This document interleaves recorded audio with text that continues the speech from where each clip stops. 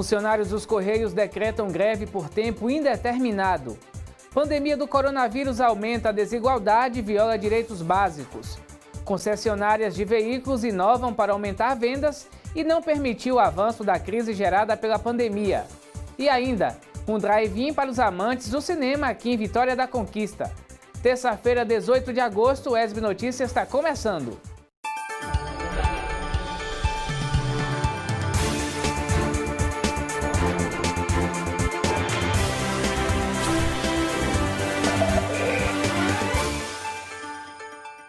Olá, tudo bem? Seja bem-vindo ao ESB Notícias. Informação, formação e conhecimento a partir de agora. A Caixa Econômica Federal começou a pagar hoje, 18 de agosto, a quinta parcela do auxílio emergencial para 1.900.000 beneficiários do programa, que também fazem parte do Bolsa Família, cujo NIS termina em 1. Esses pagamentos estão sendo feitos da mesma forma que o Bolsa. Para os demais beneficiários do auxílio emergencial, o pagamento está sendo feito em lotes. Desde o dia 22 de julho, a quarta parcela vem sendo paga aos aprovados no lote, que receberam a primeira parcela em abril. O quinto lote começa a ser pago em 28 de agosto, para esses primeiros aprovados. Para os aprovados nos demais lotes, os pagamentos seguem até 13 de novembro. Os trabalhadores podem consultar a situação do benefício pelo aplicativo do auxílio emergencial ou pelo site auxilio.caixa.gov.br. E os trabalhadores dos Correios decidiram nesta segunda-feira, 17 de agosto, decretar greve por tempo indeterminado. A categoria é contra a privatização da estatal, reclama do que chama de negligência com a saúde dos trabalhadores na pandemia e pede que os direitos trabalhistas sejam garantidos. A repórter Cristiane Santana traz as informações. A mobilização adentrou a noite desta segunda-feira. Nas imagens divulgadas nas redes sociais, funcionários dos Correios definem os rumos do movimento e a categoria decide greve por tempo indeterminado desde as 22 horas de ontem.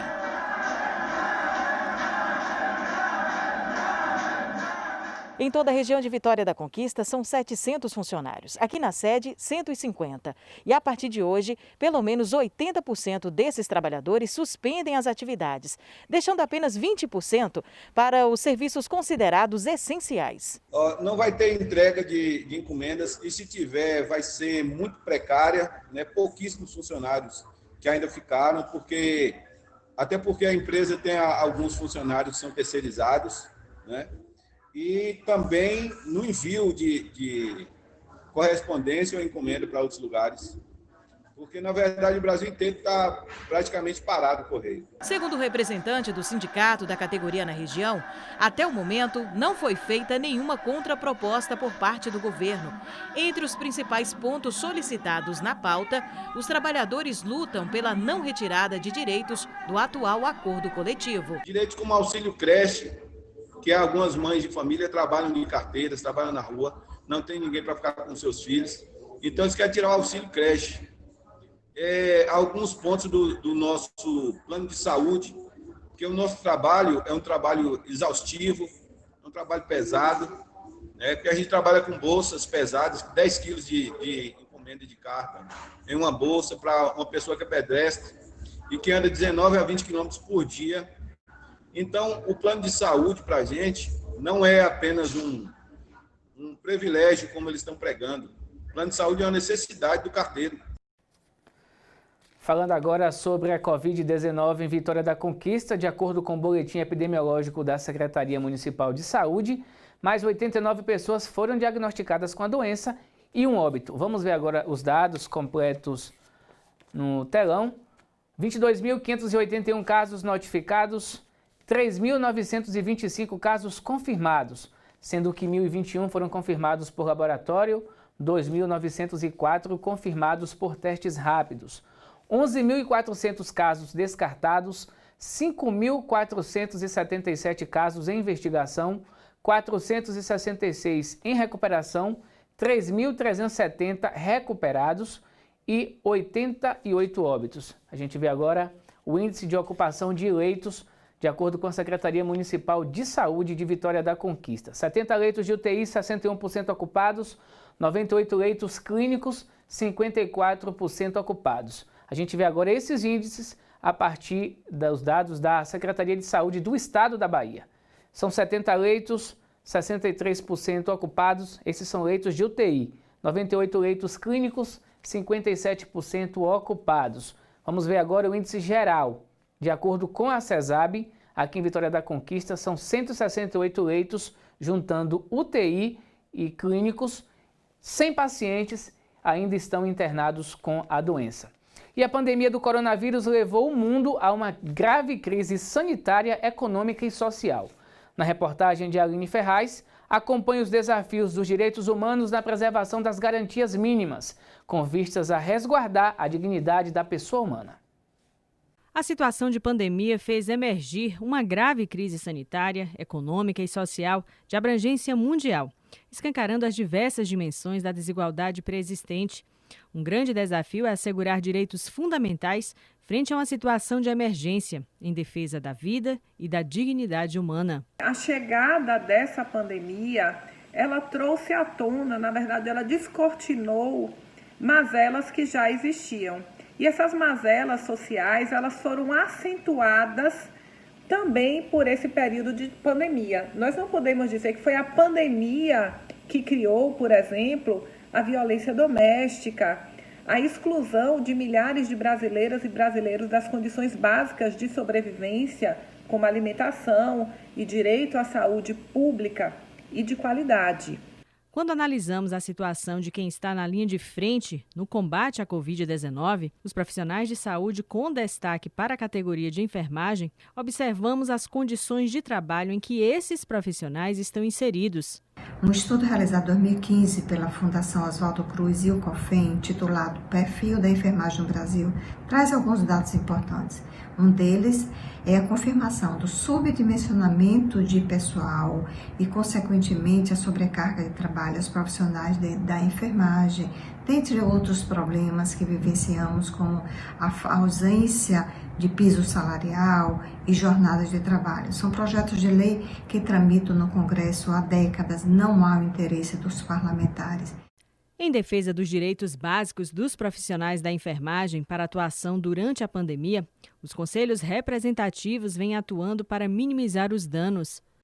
O Conselho Federal de Enfermagem tomou algumas atitudes visando a proteção dos trabalhadores de enfermagem, como a aquisição de máscara N95, distribuição em todo o país, fez um convênio com a Universidade de Santa Catarina e garantindo 300 mil vagas para o curso de biossegurança e curso de UTI, assim como disponibilizou um serviço de enfermagem 24 horas chamado Enfermagem Solidária, realizado por mais de 200 enfermeiros especialistas em saúde mental para dar um apoio emocional a esses profissionais de enfermagem. Aqui na Bahia, entramos com ação civil pública para garantir que os profissionais de enfermagem do grupo de risco fossem afastados da linha de frente e que fosse garantido o fornecimento de equipamento de proteção individual.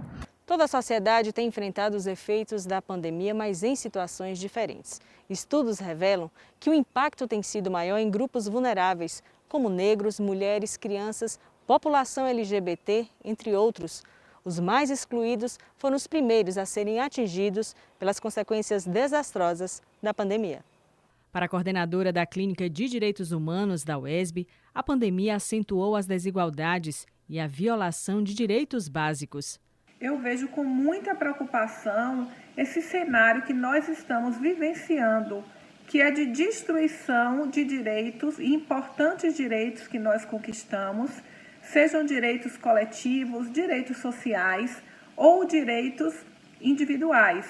Então, nós observamos um ataque aos direitos à saúde, ao Sistema Único de Saúde, à educação pública e, muitas vezes, uma naturalização da discriminação, a discriminação racial, a discriminação de gênero. Em tempos tão desafiadores, é preciso destacar a luta dos profissionais de saúde em defesa da vida e, sobretudo, a defesa dos direitos humanos em um Estado democrático de direito. O Conselho Internacional de Enfermeiros e o Conselho Federal de Enfermagem afirmam que o Brasil já responde por 30% das mortes por Covid-19 entre os profissionais de enfermagem. Já perdemos 360 profissionais de enfermagem em todo o país, 14 desses no estado da Bahia. O boletim da CESAP do dia 12 mostra que mais de 16 mil profissionais de saúde já se infectaram pelo coronavírus, destes, mais de 8 mil são profissionais de enfermagem. É um momento muito difícil, nunca vivemos uma situação como essa. Deixo aqui o meu respeito, o meu abraço, a minha admiração a todos os profissionais que estão na linha de frente. Chegou a hora da previsão do tempo, vamos ver como é que fica o tempo e a temperatura para a Vitória da Conquista e região.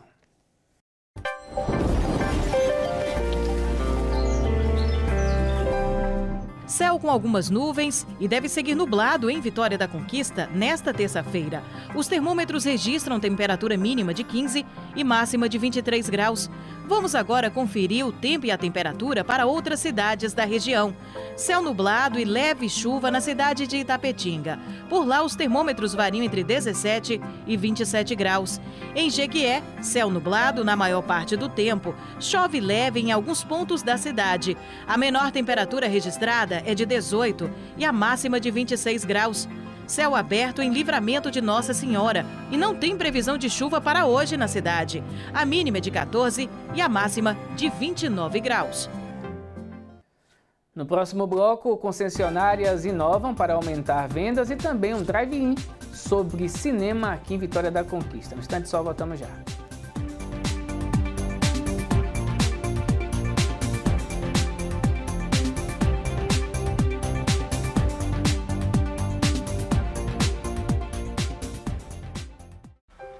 Muitos brasileiros estão fazendo o melhor para manter os serviços essenciais.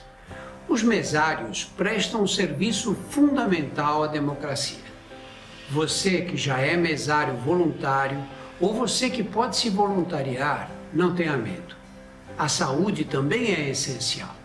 Se você não faz parte do grupo de risco do coronavírus, seja mesário. A Justiça Eleitoral adotará protocolos rígidos para que os mesários tenham toda a segurança.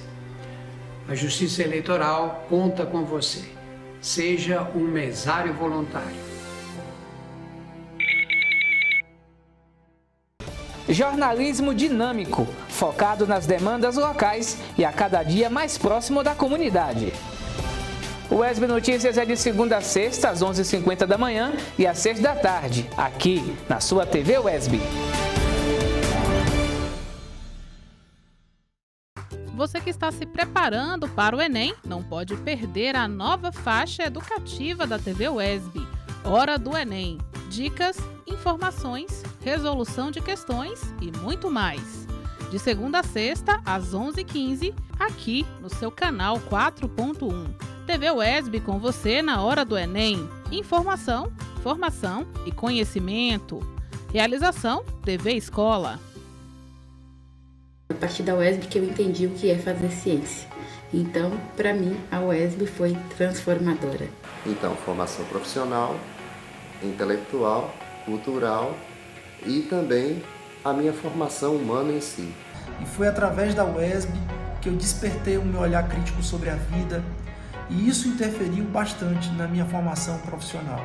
Abriu as portas do conhecimento para mim e me fez desenvolver como pessoa.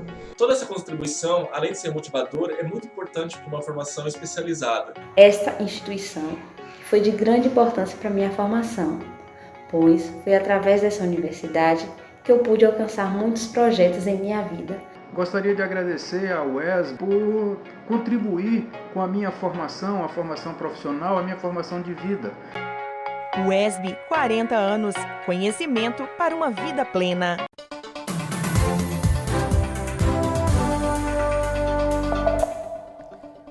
O WESB Notícias está de volta falando sobre inovação.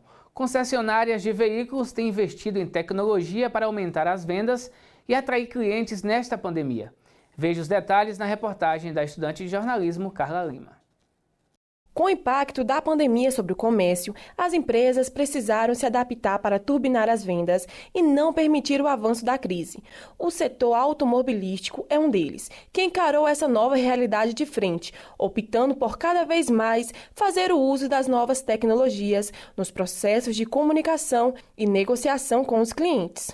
Nós já tínhamos assim, alguma estrutura, né, de desenvolvimento das vendas através de mecanismos, né, virtuais. Não só aqueles que nós já tínhamos aqui na empresa, que tínhamos instalado na empresa, bem como aqueles que a própria montadora disponibilizava para nós. Criamos um feirão online, né, através das redes sociais, o Instagram, Facebook, o WhatsApp. Reunimos e treinamos nossa equipe, para adequar essa modalidade nova de vendas. A compra do tão sonhado carro novo ou a troca daquele usado que já foi o seu companheiro de muito tempo. Mas com o início da pandemia, os planos mudaram. Decisão essa que impactou diretamente nos resultados das vendas. Houve uma queda de mais de 60%. Nos meses de abril, maio, junho, começou não crescendo e foi melhorando bastante. Neste mês, por exemplo, no mês que passou, agora é julho, né, recente, foi muito bom. Então tivemos que nos adaptarmos, né, juntamente com a montadora, com a nossa equipe de vendas e tomar as medidas de segurança necessárias e prevenções para esse isolamento social que a gente está mantendo aí. Mas quem falou que as empresas precisam passar por esse momento chorando? Elas podem passar inovando e investindo cada vez mais em estratégias que possibilitem o contato com o cliente de forma virtual, como, por exemplo, o envio de uma mensagem pelo aplicativo de WhatsApp. Tornou-se um hábito do cliente. Se comunicar através do WhatsApp, fazer perguntas, de querer saber preço de veículo, etc. E com a chegada da pandemia, isso aumentou exponencialmente, né? Porque as pessoas não estavam saindo, não estavam tendo contato, ou estavam se preservando de alguma forma, né?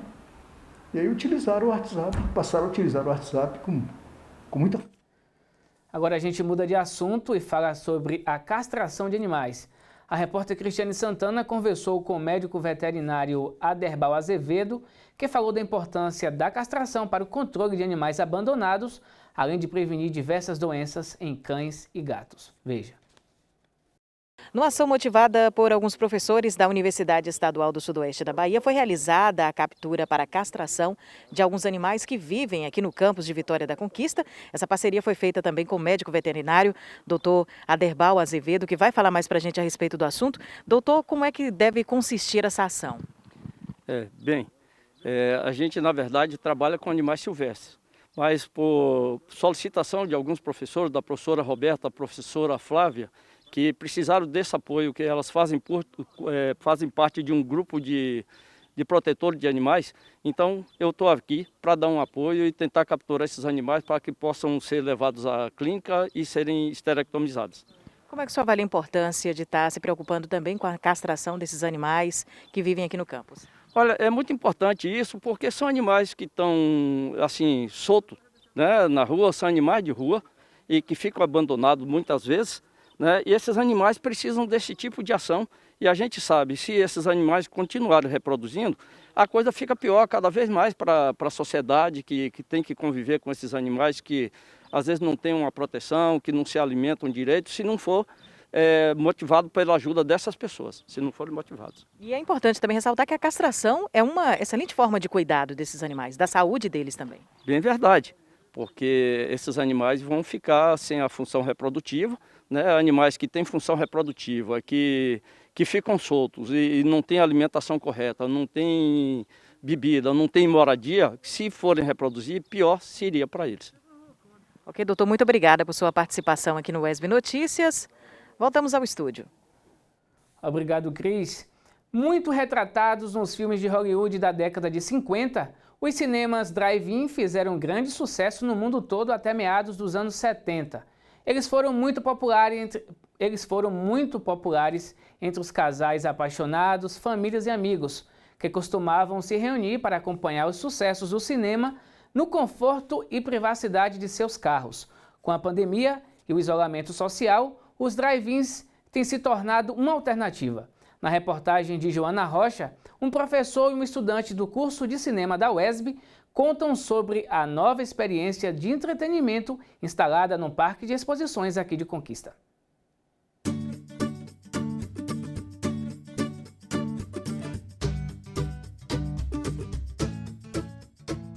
O cinema drive-in surgiu nos Estados Unidos no ano de 1930, mas se popularizou entre os anos de 1950 e 1960. Com o passar do tempo, perdeu força. Com o fechamento das salas de cinema devido à pandemia, a prática ganhou fôlego. Atualmente, uma série de drive-ins têm sido instalados, né? São Paulo inclusive com cinema de arte, com um circuito comercial mais tradicional, mas em outras capitais e até cidades do interior começam a experimentar essa possibilidade do cine drive-in, enquanto ir à sala de cinema ainda é uma experiência muito complexa, perigosa, com uma série de necessidades de estabelecimento de protocolos para maior segurança. E o drive-in também segue uma série de protocolos, mas foi uma experiência adaptável do mercado exibidor. A novidade do Cine Drive-In deverá em breve chegar à Vitória da Conquista. O telão já está instalado aqui no Parque de Exposições Teopompo de Almeida e o público assistirá aos filmes assim, sem sair do carro. A ideia é boa, já que no filme da vida real, em que nós todos somos personagens, apenas no momento do final feliz será possível a volta às salas de cinemas tradicionais. A gente não sabe quando a gente poderá estar novamente, numa sala de cinema ou num espaço onde acontece festival, mostras, devido à questão de segurança, O cinema drive-in propicia o reencontro com a sétima arte, porém uma prática cercada por elementos que escancaram a desigualdade social e a diferença de acesso à cultura. Fico um pouco me questionando como fica em relação a outra parte da população que não poderá usufruir desse serviço, falta de automóvel e tal.